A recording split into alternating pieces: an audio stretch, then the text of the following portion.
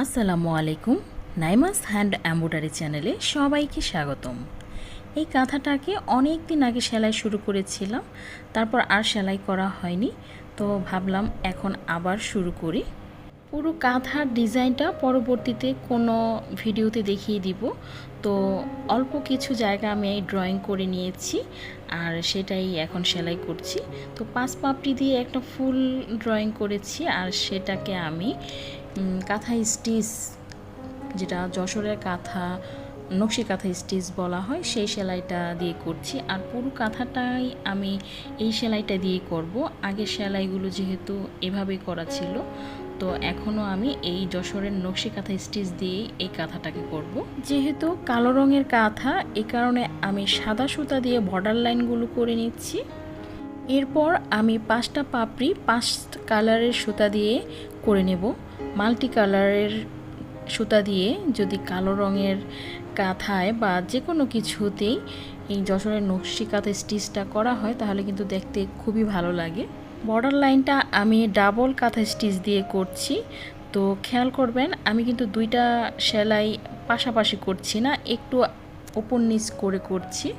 এই সেলাইগুলো যদি এভাবে একটু ওপর নিচ করে এই সেলাইগুলো তুলে করা হয় তাহলে কিন্তু সাধারণ সেলাইয়ের চেয়ে অনেক সুন্দর লাগে দেখতে। বাকি সেলাইগুলো আমি এভাবেই করব। তো বর্ডার লাইনটা প্রথমে আমি যেহেতু 2 লাইন দিয়ে করছি, তো দুইটা লাইনে আমি বরাবর না দিয়ে একটু আগ পিচ করে সেলাইগুলো তুলে নিচ্ছি।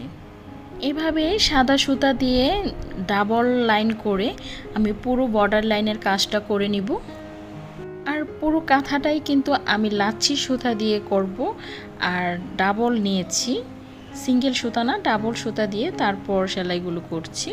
প্রথমেই তো প্রথম পাপড়িটা করে নিচ্ছি আর হলুদ রঙের সুতা নিয়েছি, এখানেও ডাবল আকারে নিয়েছি লাচ্ছি সুতা। আমি কিন্তু বর্ডার লাইন ধরে কাজ করছি না, একটা পাপড়ির মাঝ বরাবর সোজা চলে যাচ্ছি সেলাই নিয়ে। মাঝ থেকেই কাঁথা স্টিচ দিতে দিতে ভরাট করে আমি সাইড পর্যন্ত যাব। এই ধরনের নকশি কাঁথার স্টিচগুলা যেগুলো দিয়ে আপনি পুরো ফুল বা পুরো কাজটা একদম ভরে ফেলেন, তো সেই কাঁথা স্টিচের সেলাইগুলো যদি সাধারণ কাঁথা স্টিচের চেয়ে একটু বড় বড় করে দেওয়া হয় তাহলে কিন্তু বেশি ভালো লাগে।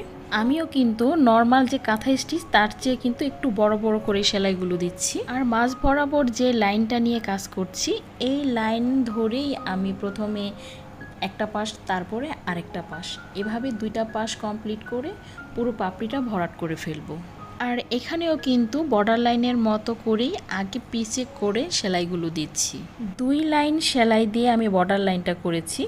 আর এখানে আমি প্রথমে দিব 7 লাইন। সোজা যে সেলাইগুলো দিচ্ছি এখানে মোট 7 লাইন হবে। তো প্রথমে যে লাইনটা করেছি সেটা বাদ দিয়ে গুনে নেব মোট 6 লাইন। আপনারা ইচ্ছে করলে লাইনগুলো আরও কমিয়ে বা বাড়িয়েও নিতে পারেন, তবে ছোট বা মিডিয়াম সাইজের ফুল হলে একটু কম লাইন নেওয়াই ভালো। আর যদি বড় ফুল হয় তাহলে আর বেশি নিতে পারেন। তো এইভাবে 7টা লাইন মোট কমপ্লিট হয়ে গেছে। মূল যে লাইনটা প্রথমে যেটা করেছি সেটা বাদ দিয়ে 6টা লাইন। এবার সেই লাইনগুলো বাদ দিয়ে আমি আবার আরও 6টা লাইন করব।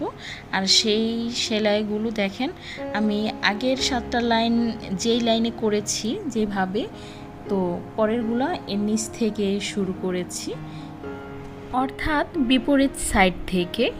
খুব কাছ থেকে দেখলে বুঝতে পারবেন প্রথম 7টা লাইন কিন্তু ঠিক একইভাবে এগিয়ে গেছে তীরের মতো। আর এখন যেই 6টা লাইন করব, মূল লাইনটা বাদ দিয়ে যে মোট 6টা লাইন করব, সেটা কিন্তু বিপরীত দিক দিয়ে আবার একইভাবে এগিয়ে যাচ্ছে। তো এভাবে যখন মোট 13টা লাইন কমপ্লিট হবে তখন দেখা যাবে একটা তীরের মতো ঢেউ ঢেউ ডিজাইন হয়েছে। এটাই আসলে এই সেলাইয়ের মূল সৌন্দর্য। তো ভিডিওটা যদি ভালো লাগে, সেলাইগুলো যদি ভালো লাগে তাহলে একটা লাইক দিতে ভুলবেন না। এই ধরনের অনেক সুন্দর সুন্দর ভিডিও ও সেলাই পেতে আমার চ্যানেলটাকে সাবস্ক্রাইব করে রাখতে পারেন। আর আপনার ফ্যামিলি মেম্বার ও ফ্রেন্ডসদের সাথে আমার সেলাইগুলো শেয়ার করতে পারেন।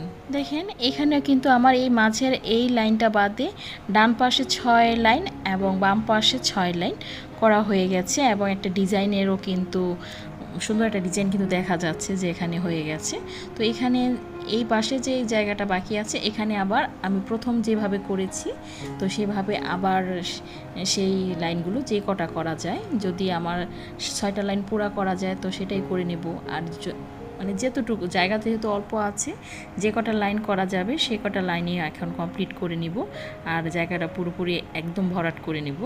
তো এখানে 6টা লাইন করার পরেও কিন্তু কিছু জায়গা বাকি আছে, সেখানে আবার বিপরীত দিক থেকে সেলাই শুরু করব। এখানে যেহেতু উপর দিকে গিয়েছি এখন আবার নিচের দিকে নামবো। তো এভাবে সেলাই দিলে দেখা যাবে পুরো ফুলের পাপড়িটাই এইরকম ভিয়ের আকারে একটা ঢেউ ঢেউ দিয়ে সুন্দর একটা ডিজাইন হবে। যেভাবে আমি ডান পাশটা করে নিলাম এভাবে আমি বাম পাশটাও করে নেব অফ ক্যামেরায়। তো পুরো পাপড়িটা কমপ্লিট করার পর তারপরে ফিরে আসছি। এই তো দেখেন পুরো পাপড়িটা কমপ্লিট করে নিয়েছি। তো এভাবে বাকি ফুলের পাপড়িগুলো আমি করে নিব। তো এক একটা পাপড়ি এক এক কালার দিয়ে করব, সেটা আগেই বলেছি। তো এই তো দেখেন পুরো ফুলের পাপড়িটা আমি কমপ্লিট করে নিয়েছি। আর এখানে রানী গোলাপি, হলুদ, পেস্ট কালার, অফ হোয়াইট আর হালকা গোলাপি রঙের কালার দিয়ে আমি 5টা পাপড়ি করে নিয়েছি। তো আজ এ পর্যন্তই। আল্লাহ হাফেজ, আসসালামু আলাইকুম।